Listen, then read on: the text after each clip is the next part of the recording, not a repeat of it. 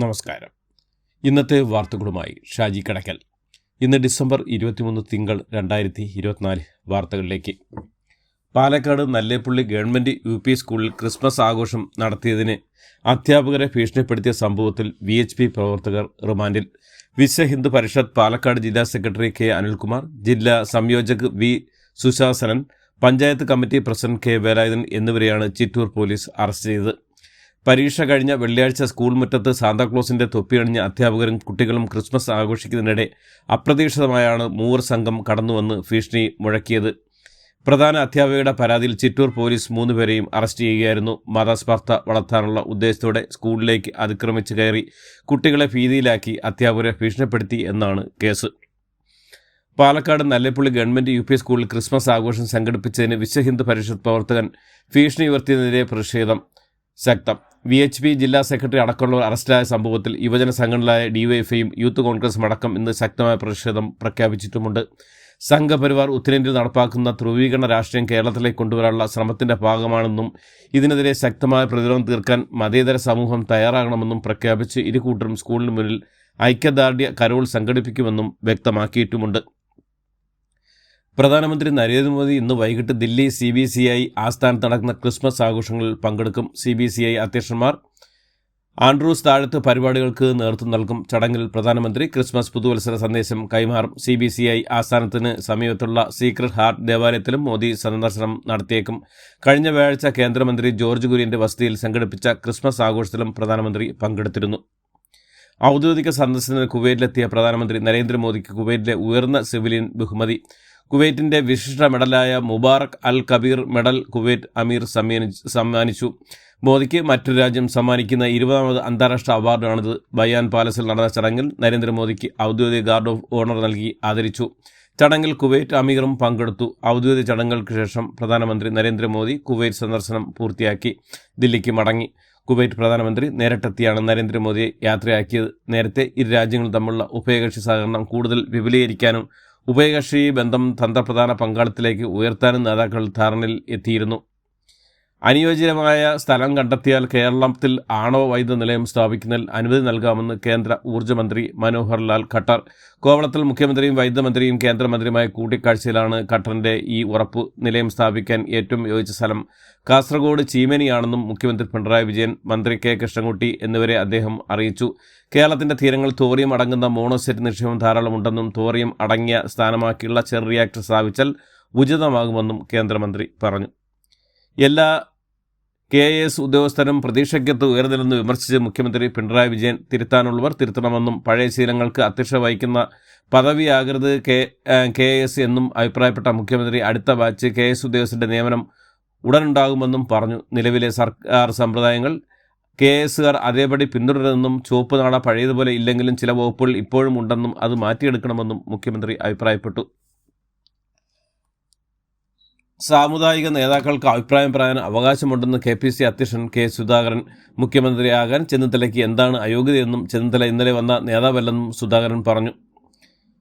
വയനാട് പുനരധിവാസത്തിനായി വീടുകൾ വാഗ്ദാനം ചെയ്ത 38 സംഘടനകളുമായി മുഖ്യമന്ത്രി പിണറായി വിജയൻ ചർച്ച നടത്തുമെന്നും സ്ഥലം ഏറ്റെടുപ്പ് നടപടി വേഗത്തിലാക്കുമെന്നും ഇന്നലെ ചേർന്ന പ്രത്യേക മന്ത്രിസഭാ യോഗം. ചീഫ് സെക്രട്ടറി അവതരിപ്പിച്ച കരടി പദ്ധതി മന്ത്രിസഭാ യോഗം ചർച്ച ചെയ്തു. അടുത്ത ക്യാബിനറ്റിൽ വിശദമായി പരിഗണിക്കാനും വയനാട് പുനരധിവാസം വേഗത്തിലാക്കാനും ഇന്നലെ ചേർന്ന പ്രത്യേക മന്ത്രിസഭാ യോഗം തീരുമാനിച്ചു. കിഫ്ബി തയ്യാറാക്കിയ 1000 സ്ക്വയർ ഫീറ്റ് വീടിന്റെ പ്ലാനാണ് നേതൃത്വത്തിൽ അംഗീകരിച്ചിട്ടുള്ളത്. ADGP MR അജിത് കുമാറിനെയും മുഖ്യമന്ത്രി പിണറായി വിജയനെയും വിമർശിച്ച് PV അൻവർ MLA അജിത് കുമാറിനെ കസേര മാറ്റിയിരുത്തി എന്നല്ലാതെ മറ്റൊന്നും ചെയ്തിട്ടില്ലെന്ന് PV അൻവർ പറഞ്ഞു. പരസ്യമായ അജിത് കുമാറിന്റെ പിന്തുണയ്ക്ക് വഴി മുഖ്യമന്ത്രി അന്വേഷണം വഴിതെറ്റിച്ചുവെന്നും PV അൻവർ പറഞ്ഞു. മുനമ്പം സമരത്തിന്റെ ആദ്യ ദിവസം മുതൽ പിന്തുണയുമായി ഒപ്പമുണ്ടെന്നും പരിഹാരം കാണുന്നവരെ കൂടെ ഉണ്ടാകുമെന്നും മുൻ കേന്ദ്രമന്ത്രി രാജീവ് ചന്ദ്രശേഖർ. പ്രധാനമന്ത്രി തന്നെ ഇക്കാര്യം ഉറപ്പു നൽകിയതാണെന്നും ഇതിൽ രാഷ്ട്രീയമില്ലെന്നും രാജീവ് ചന്ദ്രശേഖർ പറഞ്ഞു. പുതിയ നിയമം വരുമെന്നും ഇവിടെ മാത്രമല്ല വഖഫ് ഭൂമി കൈയടക്കി വച്ചിരിക്കുന്ന ഇന്ത്യയിലെ എല്ലാ സ്ഥലത്തും നീതി ഉണ്ടാകുമെന്നും രാജീവ് ചന്ദ്രശേഖർ പറഞ്ഞു. കോൺഗ്രസ് നേതാവ് രാഹുൽ ഗാന്ധി MPക്കെതിരെ CPM പോളിറ്റ് ബ്യൂറോ അംഗം A. വിജയരാഘവന്റെ പ്രസംഗത്തിലെ പരാമർശങ്ങൾക്കെതിരെ KC വേണുഗോപാലും VD സതീശനും PK കുഞ്ഞാലിക്കുട്ടിയും KM ഷാജിയും രംഗത്തെത്തി. സംഘപരിവാർ പോലും ഉപയോഗിക്കാത്ത ഭാഷയാണ് വിജയരാഘവൻ്റെതെന്നും വിജയരാഘവൻ വർഗീയ രാഘവനായി മാറിയെന്നും KC വേണുഗോപാൽ പറഞ്ഞു. പ്രിയങ്ക ഗാന്ധി ജയിച്ചത് തീവ്രവാദികളുടെ വോട്ട് കൊണ്ടാണെന്ന് പറയാൻ വിജയരാഘവനെ കഴിയുമെന്ന് പ്രതിപക്ഷ നേതാവ് VD സതീശൻ. രാഹുൽ ഗാന്ധിയുടെയും പ്രിയങ്ക ഗാന്ധിയുടെയും വയനാട്ടിലെ ചരിത്ര വിജയത്തിൽ വർഗീയത കണ്ടെത്തിയ CPM പൊളിറ്റ് ബ്യൂറോ അംഗം എ വിജയരാഘവനെ RSSന്റെ സമുന്ന സഭയായ അഖിൽ ഭാരതീയ പ്രതിസഭയിൽ ഉൾപ്പെടുത്തുകയാണ് വേണ്ടതെന്ന് UDF കൺവീനർ MM ഹസൻ. തെരഞ്ഞെടുപ്പുകളിൽ ഇസ്ലാമിക തീവ്രവാദികളെ കോൺഗ്രസ് കൂട്ടുപിടിക്കുന്നുവെന്ന് ആവർത്തിച്ച് എ വിജയരാഘവൻ. അധികാരം കിട്ടാൻ ഏത് വർഗീയതയുമായും കോൺഗ്രസ് സന്ധി ചെയ്യുമെന്നും പാലക്കാട് UDF വിജയാഘോഷം തുടങ്ങിയത് SDPI പ്രകടനത്തോടെയാണെന്നും വിജയരാഘവൻ ഫേസ്ബുക്ക് പേജിൽ കുറിച്ചു. സാമുദായിക നേതാക്കൾ സമൂഹത്തിൽ വിലയുള്ള ആളുകളാണെന്നും അവരുടെ അഭിപ്രായത്തെ എതിർക്കാനാവില്ലെന്നും കോൺഗ്രസ് നേതാവ് രമേശ് ചെന്നിത്തല താൻ KPC പ്രസിഡന്റ് ആയിരുന്നപ്പോഴും പ്രതിപക്ഷ നേതാവ് ആയിരുന്നപ്പോഴും ആഭ്യന്തരമന്ത്രി ആയിരുന്നപ്പോഴുമൊക്കെ എല്ലാ സാമുദായ സംഘടനകളുമായി നല്ല ബന്ധം പുലർത്തിയിരുന്നുവെന്നും ചെന്നിത്തല പറഞ്ഞു. വയനാട്ടിലെ ഉരുൾപൊട്ടൽ തകർന്ന കെട്ടിടങ്ങൾക്കും ₹1 പോലും നഷ്ടപരിഹാരം കിട്ടിയില്ലെന്ന് കെട്ടിട ഉടമകൾ കെട്ടിട വാടക കൊണ്ടാണ് കുടുംബം വൃത്തിയെന്നും മക്കളുടെ വിദ്യാഭ്യാസം ഉൾപ്പെടെ മുന്നോട്ട് കൊണ്ടുപോയെന്നും പറഞ്ഞ കെട്ടിട ഉടമകൾ ലോണിൻ്റെ കാര്യം പറഞ്ഞ് ബാങ്കുകളിൽ നിന്ന് വിളി വരുന്നുണ്ടെന്നും എന്നാൽ തങ്ങളുടെ നഷ്ടത്തിന് എന്ത് പരിഹാരം നൽകുമെന്ന് ആരും പറയുന്നില്ലെന്നും പറഞ്ഞു. കാർബോറണ്ടം കമ്പനി KCBയുടെ വൈദ്യുതി KCBക്ക് തന്നെ മറിച്ച് നൽകി കരാർ ലംഘിച്ചുവെന്ന് റിപ്പോർട്ടുകൾ. ജലവൈദ്യുത പദ്ധതിയുടെ വൈദ്യുതി ഉപയോഗിക്കുന്നതിന് പകരം കമ്പനിക്ക് ആവശ്യമായ വൈദ്യുതി പുറത്തുനിന്ന് വാങ്ങുകയും ബാക്കി വന്ന KCBയുടെ വൈദ്യുതി തിരികെ KCBക്ക് നൽകാൻ കരാർ പ്രകാരം പണം കൈപ്പറ്റുകയും ചെയ്തുവെന്നാണ് റിപ്പോർട്ടിൽ പറയുന്നത്. നെയ്യാറ്റിൻകര സബ് RT ഓഫീസിൽ വിജിലൻസിൻ്റെ മിന്നൽ പരിശോധന. യോഗ്യതയില്ലാത്ത വാഹനങ്ങൾക്ക് ഫിറ്റ്നസ് നൽകുന്നതിലൂടെ വൻതുക കൈക്കൂലി വാങ്ങുന്നതായി വിജിലൻസ് ഡയറക്ടർ ലഭിച്ച രഹസ്യവിവരത്തിൻ്റെ അടിസ്ഥാനത്തിലാണ് തിരുവനന്തപുരം ജില്ലാ സ്പെഷ്യൽ ഇൻവെസ്റ്റിഗേഷൻ യൂണിറ്റ് 1 പോലീസ് സൂപ്രണ്ടിൻ്റെ മേൽനോട്ടത്തിൽ വിജിലൻസ് സംഘം മിന്നൽ പരിശോധന നടത്തിയത്.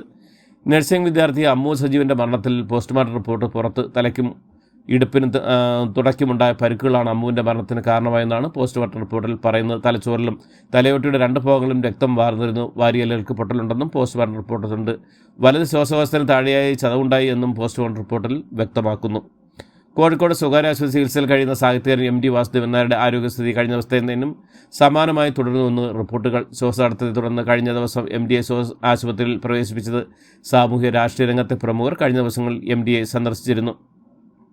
കട്ടപ്പനയിലെ നിക്ഷേപകൻ സാബുവിൻ്റെ മരണത്തിൽ CPM ജില്ലാ കമ്മിറ്റി അംഗം VR സജിക്കും 3 സൊസൈറ്റി ജീവനക്കാർക്കുമെതിരെ ആത്മഹത്യാ പ്രകടനത്തിനെതിരെ കേസെടുക്കണമെന്ന് സാബുവിൻ്റെ ഭാര്യ മേരിക്കുട്ടി. പണം ചോദിച്ചെത്തിയ ദിവസത്തെ സംഭവങ്ങളാണ് സാബുവിനെ മാനസികമായി തളർത്തിയതെന്നും ക്രൈംബ്രാഞ്ച് അന്വേഷണം വേണമെന്നും പരാതി നൽകുമെന്നും മേരിക്കുട്ടി പറഞ്ഞു. പത്തനംതിട്ട കൊടുമണ്ണിൽ സാമൂഹ്യ വിരുദ്ധ പ്രവർത്തനം നടത്തിയ 7 പേരെ പോലീസ് കസ്റ്റഡിയിലെടുത്തു. റൌഡി ലിസ്റ്റിൽപ്പെട്ടയാളുടെ ആത്മഹത്യയ്ക്ക് പിന്നിൽ ഇയാളുടെ സുഹൃത്തുക്കളാണെന്നാണ് പോലീസിന് നേരെ കല്ലെറിയുകയും സ്വകാര്യ വാഹനങ്ങൾ ആക്രമിക്കുകയും ചെയ്ത് സ്ഥലത്ത് പോലീസ് കാവൽ തുടരുകയാണ്. കഴിഞ്ഞ വെള്ളിയാഴ്ച ഗുണ്ടാ ലിസ്റ്റിൽപ്പെട്ട ഇടത്തിട്ട സ്വദേശി അതുൽ പ്രകാശ് ആത്മഹത്യ ചെയ്തിരുന്നു.